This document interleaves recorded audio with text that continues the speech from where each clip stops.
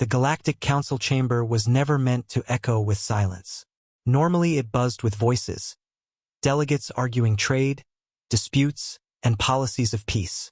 But on this day, every representative sat frozen in their seats, their eyes fixed on the human envoy standing at the center of the hall.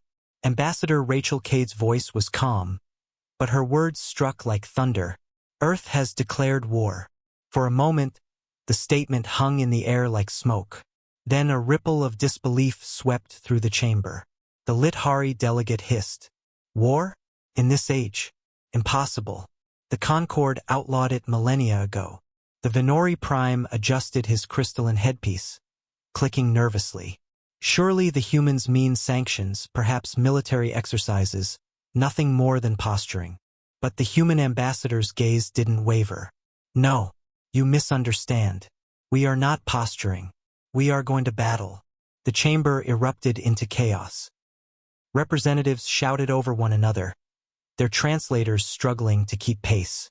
War was not just forbidden in the Concord, it was unthinkable. Disputes were solved with words, reparations, or exile. Entire species had forgotten how to wage war. But the humans had not. It had begun weeks earlier, when the Krell Dominion raided a human frontier colony. The Krell were opportunists used to bullying weaker neighbors, expecting little more than a complaint filed with the council. They slaughtered hundreds, enslaved thousands, and laughed when human diplomats demanded their release. "Weaklings," the Krell overlord had declared, "your death world arrogance ends here." But instead of bowing, the humans had grown quiet. Dangerous. Every intelligence report brought to the council painted the same picture. Human shipyards working around the clock, factories converting to weapons production, entire populations volunteering for service. Old Earth nations, once divided, set aside rivalries in a heartbeat. Billions stood under a single banner.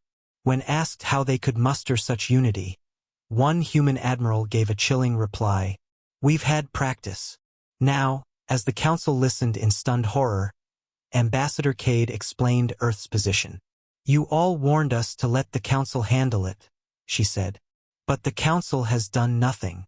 You call war barbaric. We call it survival. And if the Krell want a war, humanity will give them one." The silence that followed was not just fear. It was memory. For though the galaxy had outlawed war, they had not forgotten the archives. They knew what it had once meant when Deathworld species fought. The first reports from the front shattered any illusions. Human fleets, though outnumbered, struck with brutal precision. Where the Krell expected hesitation, they found relentless aggression. Where they expected fragile prey, they found predators. A single human cruiser, cornered and crippled, rammed itself into a Krell battleship, detonating both vessels in a fiery explosion that lit up the stars. Ground battles were worse. Krell troops, towering and armored, found themselves slaughtered in close quarters by humans who fought with knives, traps, and sheer ferocity. The galaxy watched in horror as casualty reports grew. For every human lost, 5 Krell died. Entire systems flipped in weeks. The Dominion was crumbling. In the council chamber, species once mocking humanity now whispered in dread. One delegate murmured, "They fight as if death itself does not frighten them." Another answered, "Perhaps it doesn't." Ambassador Cade returned after the 3rd week of war. Her uniform bore the insignia of Earth's unified fleet, her eyes sharp. She looked around at the stunned assembly and delivered humanity's message. "You called us reckless, violent, dangerous. You were right, and you should be grateful we aimed that violence at the Krell, and not at this council." It was not a boast. It was a warning.